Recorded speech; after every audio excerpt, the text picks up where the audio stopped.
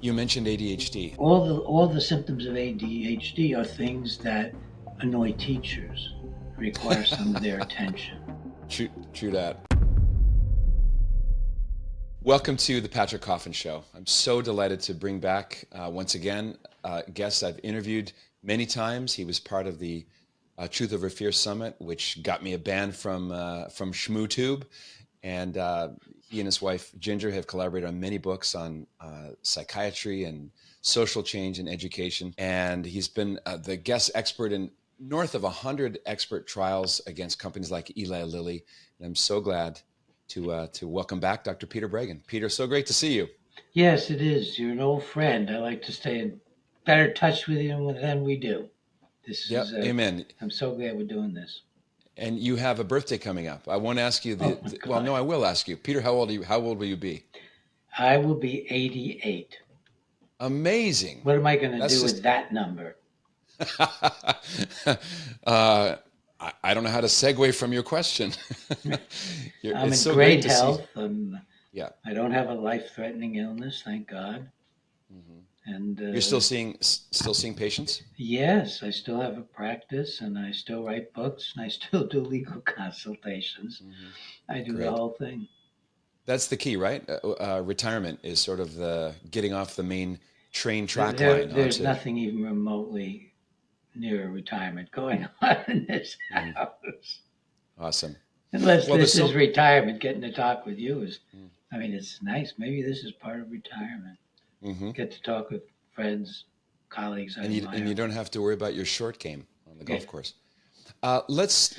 There's so many things I want to ask you, Peter, about your. There's the big picture of your work, starting with graduating from Harvard College and then Case Western. You immediately started building teams and staffing psychiatric clinics. Why did you get into this as opposed to any other medical sphere? What was it about psychiatry, which was very different in the 50s than it is today? What was the draw for you? Well, I wasn't at all interested in medicine. I thought I was going to be a professor of history, American history and literature, which was my Hmm. special at Harvard.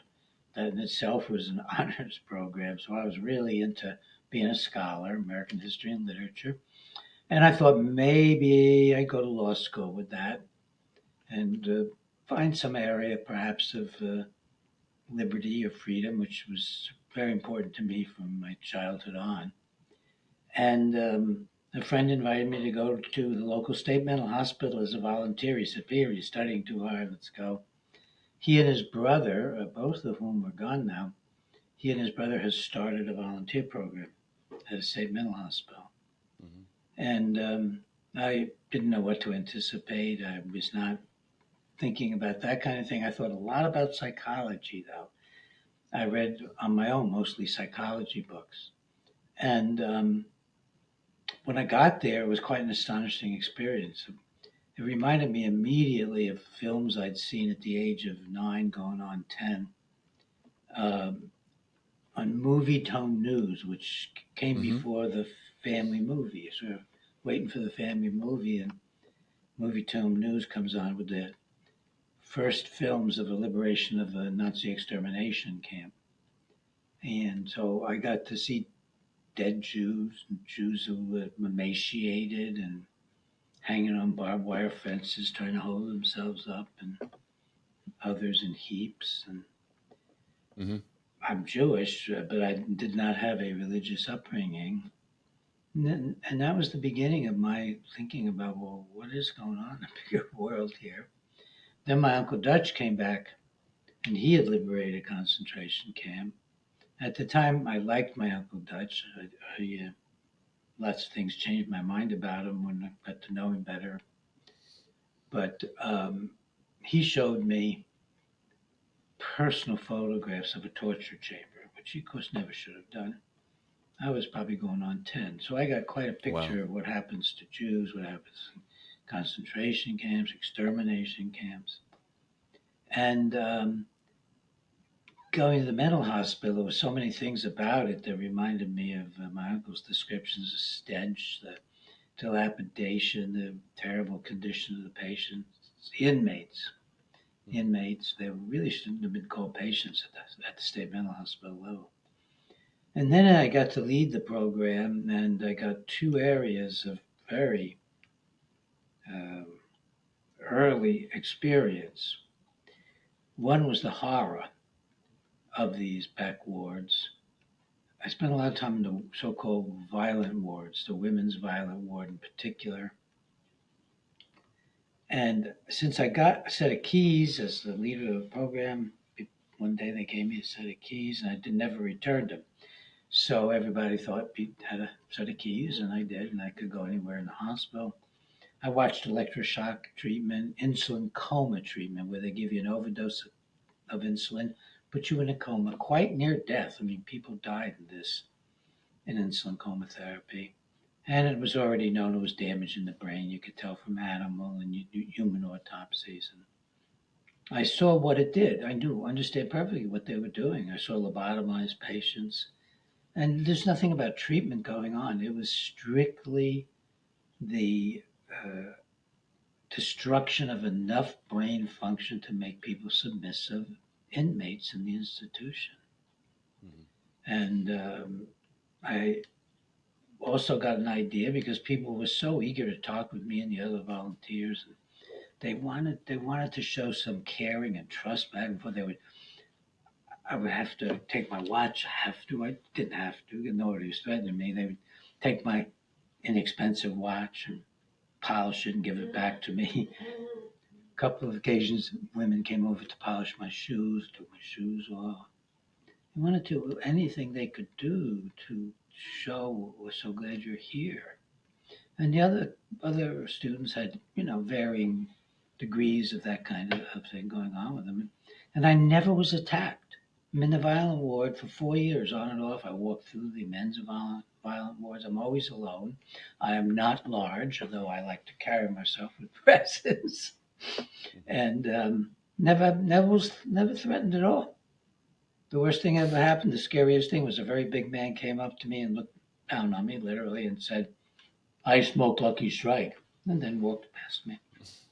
I mean, that was literally what I remember. Is the reason for them treating you that way because you didn't represent the guy with a needle or an ECT thing that you were going to hurt them? They knew that they could trust you and that you were there as a presence of kindness. Is that why they reciprocated, do you think? I think something like that, yes.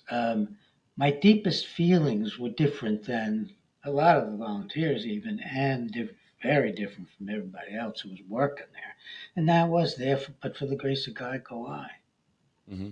I had no doubt that with sufficient stresses or sufficient deprivations that I would have trouble hanging on to my sanity. I knew that.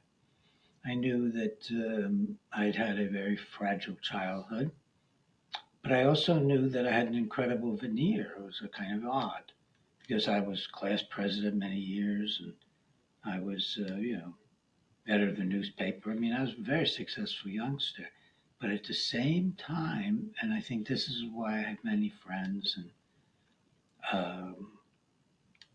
I felt like I was on an edge of some sort, and that I didn't feel superior to anybody.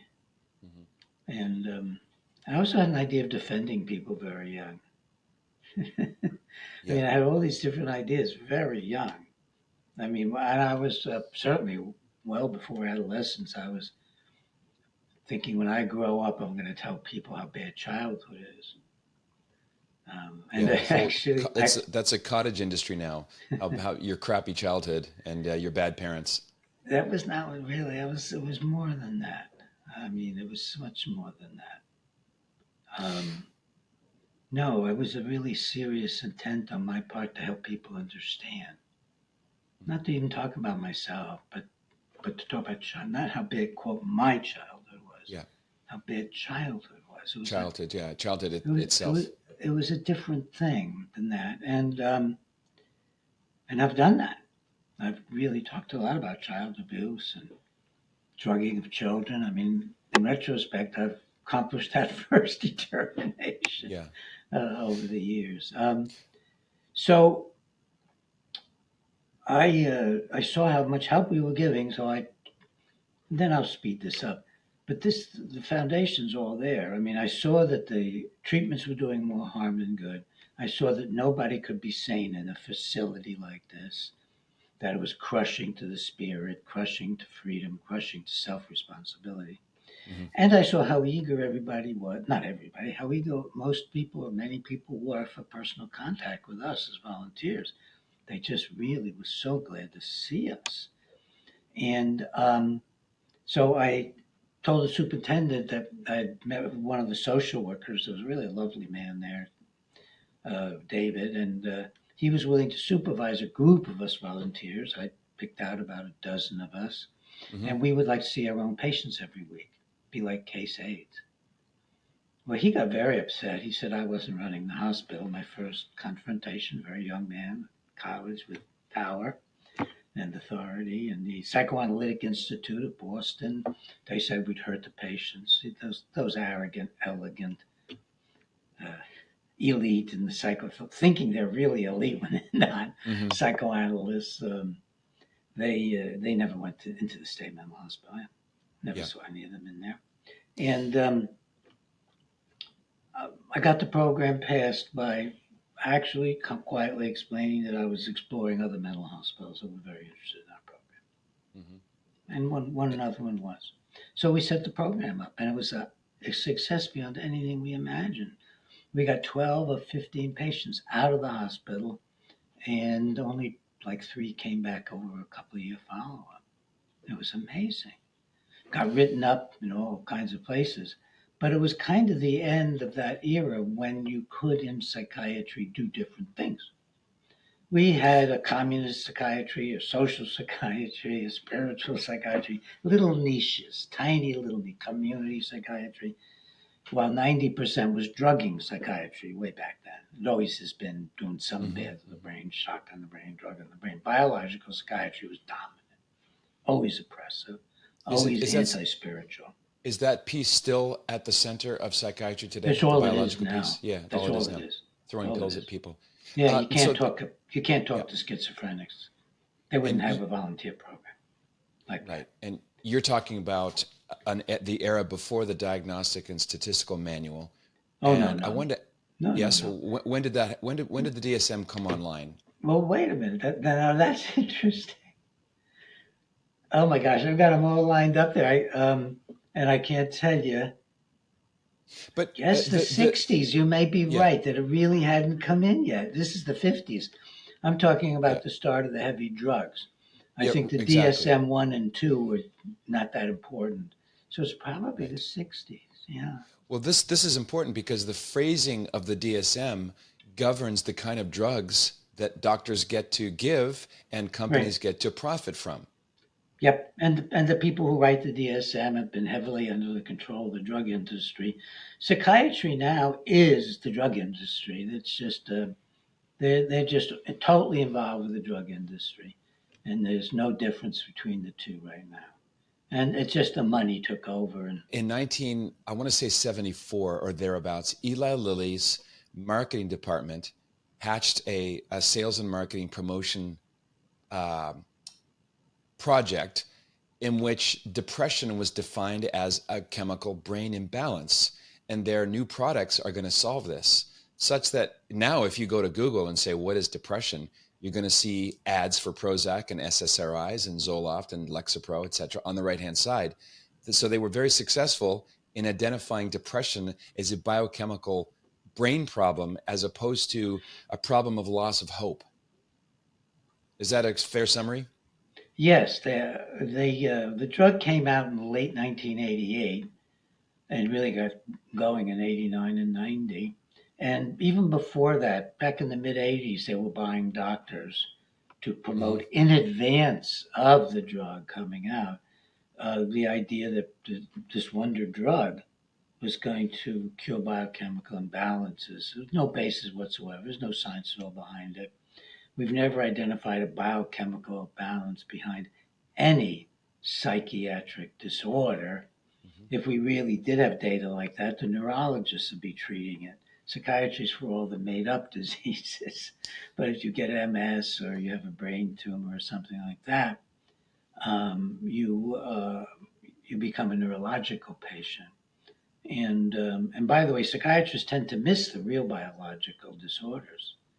I mean, I had a patient develop a very obvious case of MS during our work together, and I referred her with that probable diagnosis, and she came back really angry because she knew she had MS. She'd read up on it when I pointed it out to her, and she'd been told it was all in her head, a biochemical imbalance. She was depressed, Yeah. Mm-hmm. and unfortunately, the scans confirmed the MS. So doctors, the psychiatrists get so caught up with fake diseases, they don't even see the real ones a lot of the times when they come into their office. Whereas if you know in advance, like I do, the odds are that you want to rule out a physical disease, a real disease, but there are no biochemical imbalances you can't see. Mm-hmm. And then you maybe notice somebody is drooping in one of their eyes, or twitching, or something else. Something you can see under a microscope. Because so many conditions that appear in the diagnostic and statistical manual there's no objective physical markers to identify them. None of them. Not one. I mean, the only ones are the ones they take from the neurology textbook just to look real, like Alzheimer's. Yeah. If you look at the broad categories of this so-called schizophrenia, broad categories, so-called bipolar disorder, broad categories of depression, anxiety, and ADHD, they're not diseases by anything we know. Do you think that even diagnosing people with these scary sounding labels is part of their impeding their healing and their restoration? Absolutely. And it's one of the things I do that transforms the lives of children in my practice is, little girl comes in and she's with her mother and father and they're kind of sad, and they show me her neurological testing. And she looks, maybe she has ADHD and whatever else. And I look at the testing, and then I look at the little girl, and I said, the first thing that strikes me about you is you got the sweetest smile. I don't say anything about this in here. There's some sort of grumpy person that was talking to you. And I see that you're actually amazingly well behaved under a stressful situation of coming to a strange doctor. And hey, let's just talk about this. Is actually, I'm going to tell you in front of your parents, this is a bunch of hooey, and I throw her on the floor or something. Mm-hmm. And the child goes home, and later here, in the car or something, like she was singing for the first time. She used to sing all the time. Or he was telling jokes for the first time. I try to help them understand immediately. And sometimes they understand really deeply. When I told one youngster that, she said, "Oh, the other psychiatrist must hate you." The answer to that is mostly yes. To the extent they've heard of me. Yeah. There have been a lot of colleagues support my work over the years. We've had dozens of psychiatrists on our various boards over the years, but they can't go out front unless and do what I do, or they would, they get license attacked like I had. We wanted it, but they'll get, removed from positions, and they're not invited to the parties anymore. No more grants and stuff like that. Yes. So there's very few psychiatrists who will speak out, but they will because they feel they can do it and they want to do something. They will give me some kind of support in the background, even listing their names on a committee or something. You mentioned ADHD. I was diagnosed twice with ADHD, moderate to severe, and I've read a lot about the traits. I've made an amateur study of the 4 Greek classic temperaments. I'm a classic sanguine with a side order of melancholic, and that helped me so much in understanding my mode of being. And of course, people are complicated. You can't reduce or put people in boxes. But you have insights into what the behaviors that are diagnosed as ADHD. You think it's related to Am I remembering correctly? The father. What's your approach to what Oh, we it's call just so ADHD? many different things because there's nothing, so it could be anything. It is actually, this is formally correct, especially if you go back to the earliest diagnostic manual, and I'm glad you're emphasizing it, the diagnostic manual.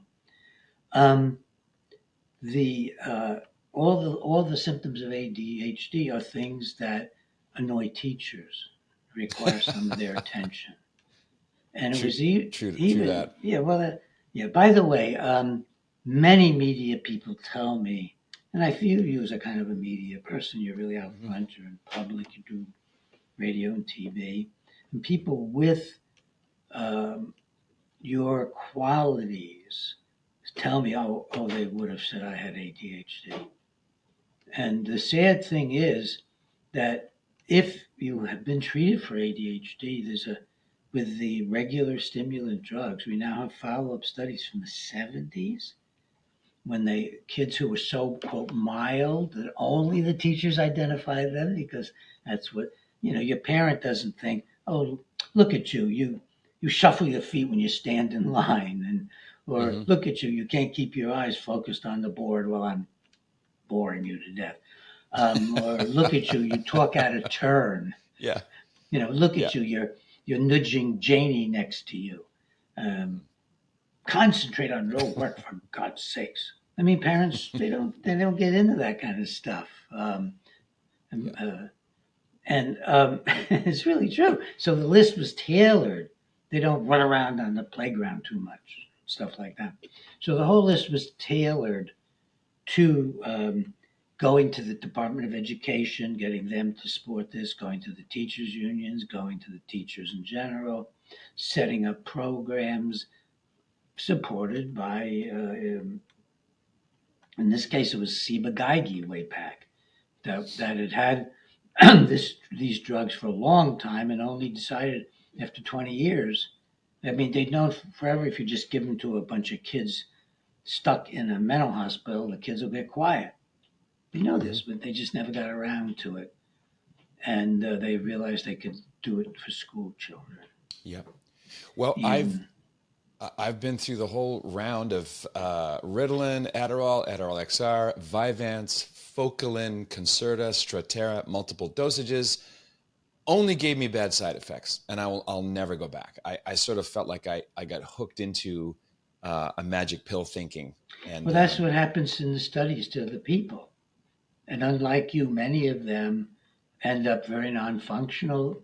The statistics on if you've given a kid in the 70s just because the teachers thought he was a little hyperactive and they were being supported by NIMH, money, mhm. and at the local clinic, and they took him to the local clinic, they gave him the drugs, and the famous doctors followed him up.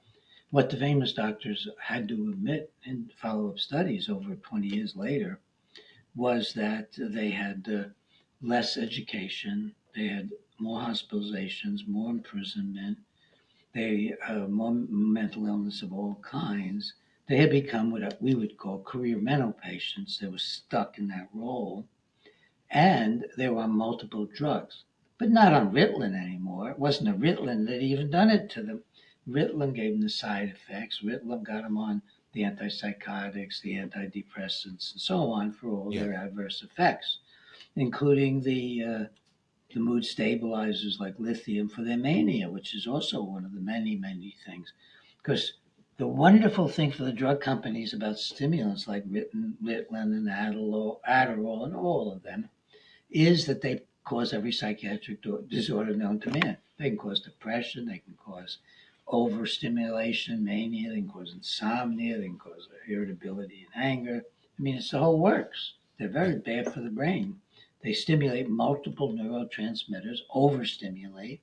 There was nothing wrong with the transmitters beforehand. Overstimulate multiple neurotransmitters, and they cause a lot of stuff. Now, this is what, if you look at who gets diagnosed with ADHD, by far and away, it's the youngest children in the class.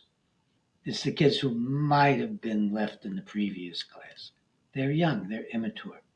So if you're looking for something objective, that's the most common thing. But they are kids who have what is in the diagnosis. They have often some difficulty. They're just settling down into a classroom. Why is that? Well, we didn't have any classrooms for the first 2 million years of our evolution. We didn't have any classrooms. I mean, oh my gosh, I don't even know the answer to this. When the heck was the first classroom?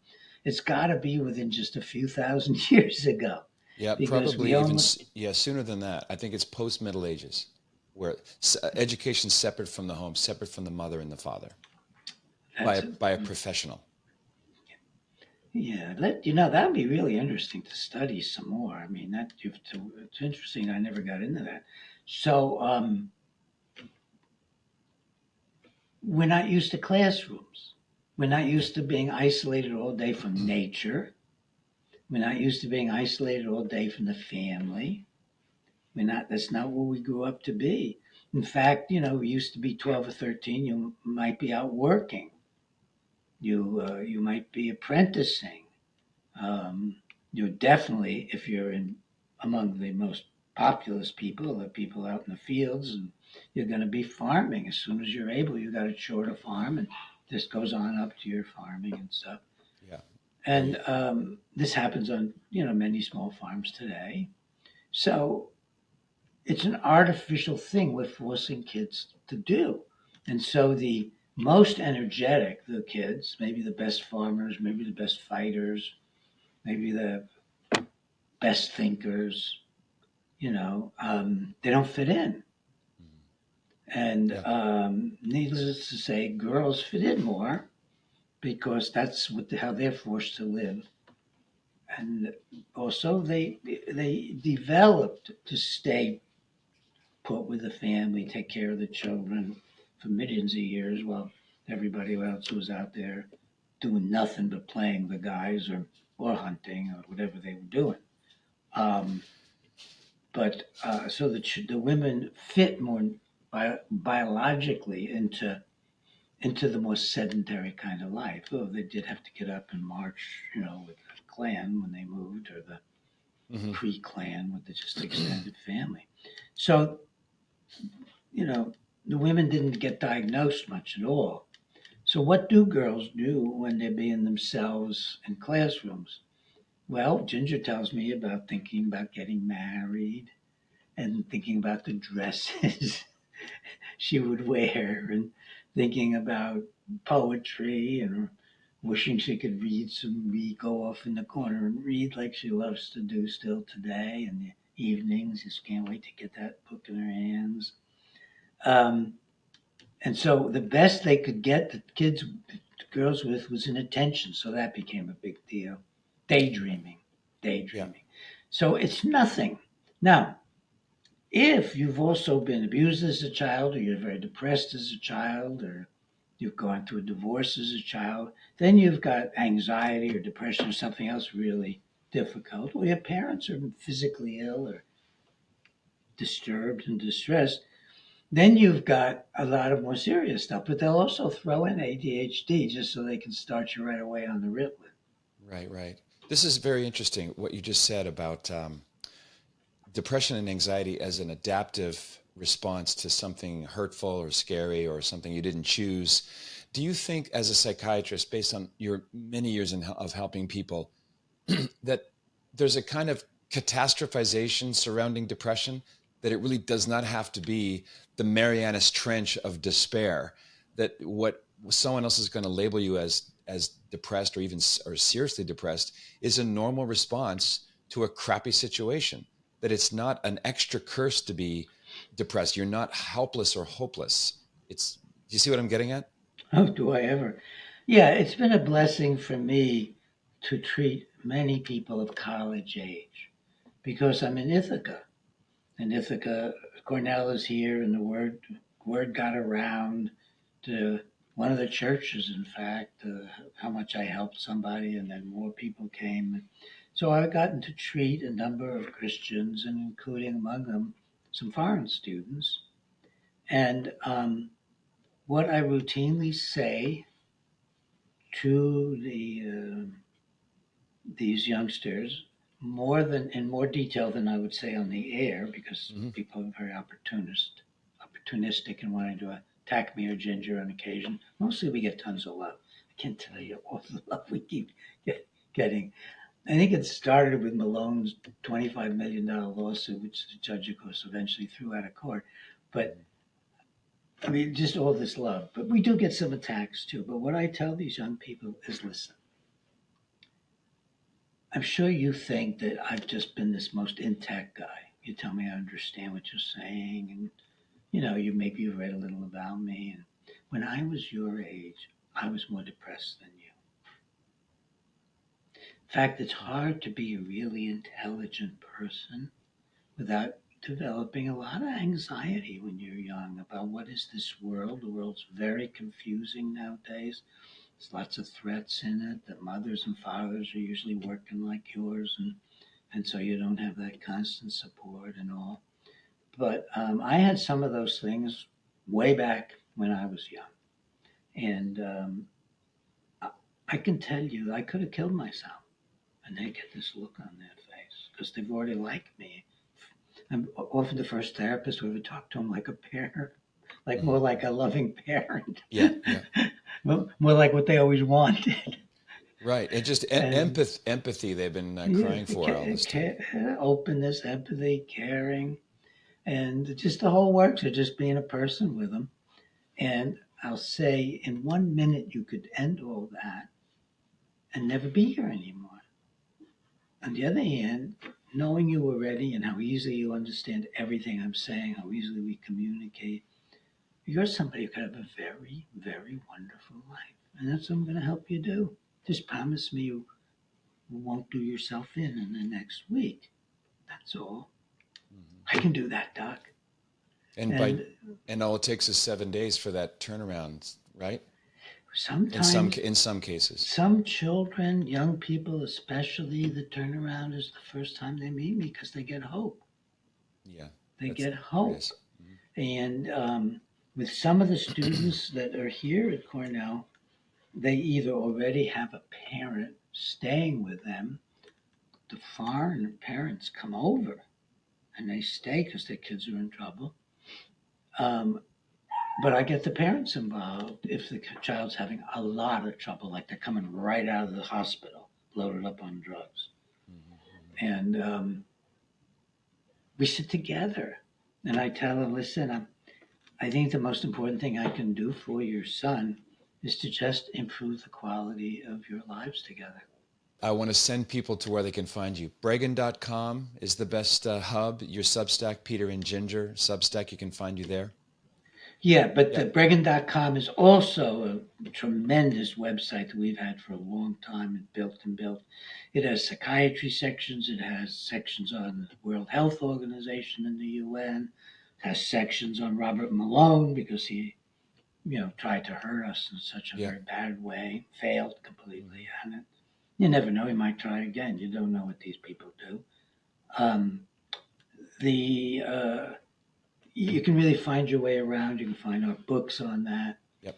But the best way to get the book, which is still the best deep dive, you can get it if you're in America only. You can get it from us, and that's on wearetheprey.com. But if you're anywhere other than in America, you go to Amazon or any other place and you can get it. It's got all the shape, very inexpensive ebook. And it's also a book that you can listen to. So we cover the water. I just interviewed Dr. Steve Mosier on his book, The Devil in Communist China. It's all there. The Bible says that. Mosier's got a new book. He's terrific. Yeah, amazing. A good guest for you, by the way. But look, Breggin.com. You send him an introduction. I will. Would you send him an intro? I'll hook you up like a fish. Tell him that. I write about him a lot in my new book. Oh, terrific. Coming okay, out. good. That's I'll have you back when that book comes out. Not before. You're going to make your friend wait. We'll book you for tomorrow. I better rush the book then if I'm going to see you. Okay, awesome. Well, people can find you at Breggin.com. They can find me on Twitter at Coffin Media, on Instagram at Real Patrick Coffin. I'm also on Facebook. So keep in touch with both of us. Thanks for your work. I love you, Peter. Love to Ginger and Mom. Yeah, Ginger and I love you, Patrick. keep on building a great life for yourself and a great profession. Amen. You're so needed in the world. Preach it. Your lips to God's ears. Thanks again, friend. Thank you. This is the Patrick Coffin Show. Be a saint. What else is there?